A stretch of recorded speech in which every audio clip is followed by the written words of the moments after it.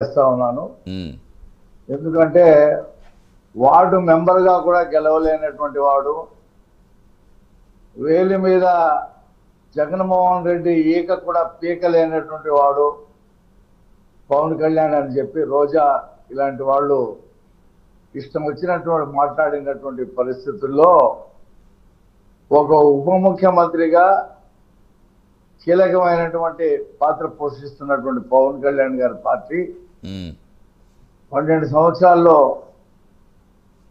కేంద్రంలోనూ రాష్ట్రంలోనూ కీలకమైనటువంటి పాత్ర పోషించే స్థాయికి రావటం ఉమ్, ప్రజాస్వామ్యంలో అది ఒక లక్షణం. అది ఎస్ ఇది మొత్తం నాదే, ఇది మొత్తం నా తండ్రిదే, ఇది మొత్తం నా తాతదే, 30 సంవత్సరాలు నేనే ఉంటా అని మాట్లాడిన వాళ్ళు మట్టి కల్పించినటువంటి సందర్భంలో విజయోత్సవ సభ జరుగుతూ ఉంది. ఉమ్, అయితే ఇవాళ వైఎస్ఆర్సీపీ వాళ్ళు కూడా ఏదో ఆవిర్భావ సభ సందర్భంగా యువత పోరుబాటు చేస్తూ ఉన్నారు. ఉమ్, మనం చూసాం 2 లక్షల మంది విద్యార్థులు సర్టిఫికేట్లు తీసుకోలేక పరీక్షలకు హాజరు కాక 3,800 కోట్ల రూపాయలు బకాయిలు పెట్టి, ఉమ్, అలాగే పీజీ చదువుకునే విద్యార్థులకి స్కాలర్షిప్ తీసేసి పడినటువంటి బాధల్ని మనం చూసాం. మా ప్రభుత్వం వచ్చిన తర్వాత ఏదైతే ఫీజు రియంబర్స్మెంట్కి సంబంధించి తల్లుల ఖాతాలో వేసేటువంటి విధానాన్ని మేము రద్దు చేశాం. రద్దు చేసి కాలేజీలను పిలిచి వాళ్ళకి 800 కోట్ల రూపాయలు రిలీజ్ చేసి ఏదైనా లావాదేవీలు ఉంటే మేము కాలేజీలకు ఇస్తాం, ఉమ్, మీరు మాతో మాట్లాడండి. పిల్లల్ని పరీక్షలకి ఆపడం కానీ, పాస్ అయినటువంటి వాళ్ళ సర్టిఫికేట్లు ఆపడం కానీ మీరు చేయటం లేదని చెప్పి జీవో ఇవ్వటం లేదు. దాని ప్రకారంగానే ఈ రాష్ట్రంలో జరుగుతూ ఉంది. ఉమ్, 3,800 కోట్ల రూపాయలు విద్యార్థులకి, 1,600 కోట్ల రూపాయలు ఆరోగ్యశ్రీకి, 3,000 కోట్ల రూపాయలు రైతులకి, ఇలా అందరికీ బకాయిలు పెట్టి దిగిపోయినటువంటి వ్యక్తికి స్వేచ్ఛగా చేసుకోమంటున్నాం మేము దీక్షలు. ఉమ్, ఎందుకంటే మా ప్రభుత్వంలో పోలీసు నిర్బంధం ఏమి ఉండదు. ఇంటి దగ్గర పోలీసులను పెట్టి దీక్ష చేస్తారంట, వీళ్ళని బయటికి రానియకూడదు అని చెప్పి పోలీసుల్ని పంపించి హౌస్ అరెస్ట్ చేయించే పరిస్థితి ఉండదు. ఉమ్, స్వేచ్ఛగా ధర్నా చౌక్లో రోజు ధర్నాలు జరుగుతూ ఉన్నాయి. కేసీఆర్ తెలంగాణలో ధర్నా చౌక్కి ఎత్తేశారు. ఈయన ఇక్కడ ధర్నాలు అసలు చేయనివ్వలా. ఉమ్, మేము రోడ్లు బాగా వేసాం, చెప్పిన ప్రకారంగా రోడ్లన్నీ వేసాం. పాదయాత్రలు కూడా చేసుకోవచ్చు, ధర్నాలు కూడా చేసుకోవచ్చు, పికెటింగ్లు కూడా చేసుకోవచ్చు. ఇవాళ విద్యార్థులు మినహా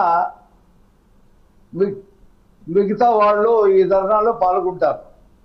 ఎందుకంటే విద్యార్థులందరూ సంతోషంగా ఉన్నారు. కాలేజీ యాజమాన్యం ఎవరిని కూడా విద్యార్థుల్ని మీరు ఫీజు రియంబర్స్మెంట్ కట్టమని ఎవరిని అడగట్లా. ఉమ్, అసలు ఆ విధానమే ఎత్తేసాం. తల్లుల ఖాతాలో డబ్బులు వేసే పద్ధతిని ఎత్తేసాము. విద్యార్థుల్ని కాలేజీ యాజమాన్యం అడిగే పద్ధతి తీసాము.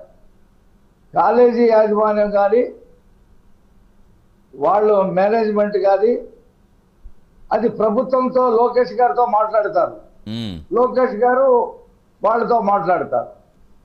గతంలో రాజశేఖర రెడ్డి ఉన్నప్పుడు కూడా అదే పద్ధతి ఉండేది. తర్వాత మా ప్రభుత్వం వచ్చిన తర్వాత కూడా అదే పద్ధతి ఉండేది. ఈయన ఓట్ల కోసం అని చెప్పి తల్లుల ఖాతాల్లో ఫీజు రియంబర్స్మెంట్ చేసి అస్తవ్యస్తం చేశాడు ఆ పరిస్థితి. ఉమ్. ఇవాళ స్వేచ్ఛగా ఉన్నారు. ఎవరు కూడా ఈ ధర్నాల్లో విద్యార్థులు అనేవాళ్ళు పాల్గొరు. అంటే ఇప్పుడు పోరుబాటు పేరుతో ప్రజల్లోకి వెళ్తాం, ప్రతి ఏదైతే హామీలు ఇచ్చారో ఏవి నెరవేర్చలేదో ప్రతి విషయంలో జనాల మీదకి పోలీసు బలగాలను ఇస్తాం, స్వేచ్ఛగా పోరుబాటు చేసుకోమంటాం, ఉమ్, ఎవరిని కూడా ఆటంకపరచం.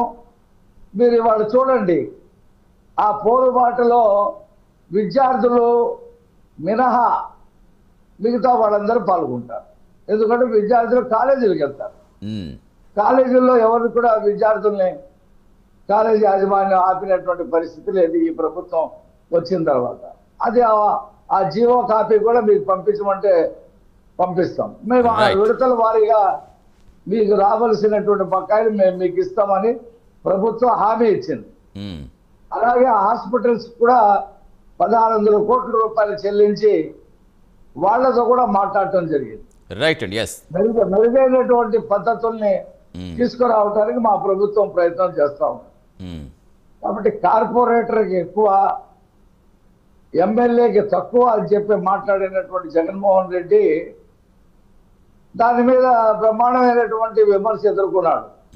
కోడికత్తికి ఎక్కువ, గొడ్డలికి పోటుకి తక్కువ అని చెప్పి. మనం ఒకళ్ళ గురించి మాట్లాడితే వాళ్ళు 10 మాట్లాడతారు. మాట్లాడేటప్పుడు జాగ్రత్తగా మాట్లాడాలి. ఇవాళ కోడికత్తి సీను తల్లి వాళ్ళ తల్లిదండ్రులు మా పార్టీ ఆఫీస్కి వచ్చి మా అబ్బాయిని ఈ రకంగా మభ్యపెట్టి అతనితో పొడిపించుకుంటే ముఖ్యమంత్రి అవుతాడని చెప్పి మభ్యపెట్టాడు. 6 సంవత్సరాలు 7 సంవత్సరాలు అయినా అది చెప్పడానికి కోర్టుకు రమ్మంటే విజయవాడలో కోర్టు ఉన్నప్పటికీ రాలా, అది విశాఖపట్నంకి మారిన తర్వాత కూడా రాలా ఎన్ఐఏ కోర్టు.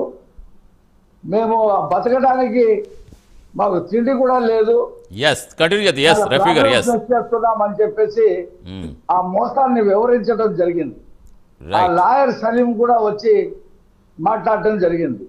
ఎన్నికల్లో గెలవడానికి కోడికత్తిని ఉపయోగించుకున్నాడు, మొన్న గులకరాయను కూడా ఉపయోగించుకున్నాడు, అంతకుముందు బాబాయ్ హత్యను కూడా ఉపయోగించుకున్నాడు. అసలు ఆ పార్టీకి మెంబర్షిప్ లేదు కదా, ఆ పార్టీకి రాష్ట్ర కార్యవర్గమే లేదు కదా, ఎన్నికలైన తర్వాత సమీక్షే జరగలేదు కదా. ఏ కారణాల చేత ప్రజలు మనల్ని ఓడించారు, ఏ కారణాల చేత ప్రజలు మనల్ని ఆదరించారు, ఏ లోపాలు జరిగినాయి మన పరిపాలనలో.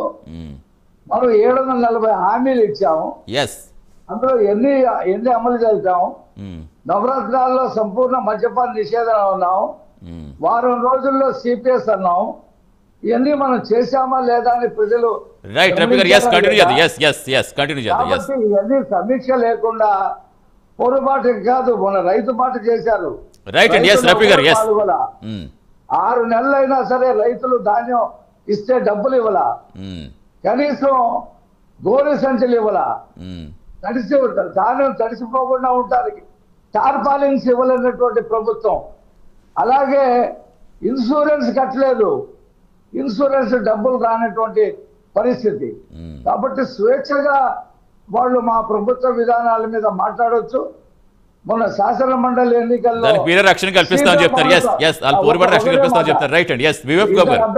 ఇద్దరు అభ్యర్థులు పెట్టి విత్డ్రా చేసుకున్నారు. సిపిఎం కి మద్దతు ఇస్తున్నామని చెప్పేసి చెప్పారు. సిపిఎం వాళ్ళు తలపట్టుకున్నారు. వీళ్ళ మద్దతు తీసుకోవటం వల్లే 10% అధికంగా వాళ్ళకి ఓట్లు వచ్చినాయి. మనోటర్గా ఏమన్నారు, ఈవీఎంలో గెలిచారని చెప్పేసి ప్రచారం చేశారు.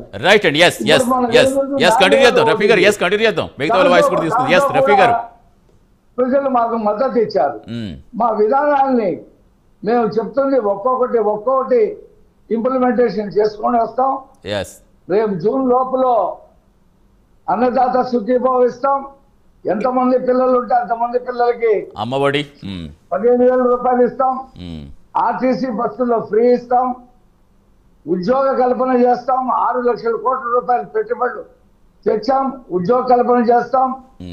అన్నా క్యాంటీన్లు పెట్టి ఆకలి తీరుస్తున్నాం. 4,000 పెన్షన్ ఇస్తున్నాం. రఫీ గారు, సమయం వస్తుంది మన పల్లి. రైట్. ప్రజలకి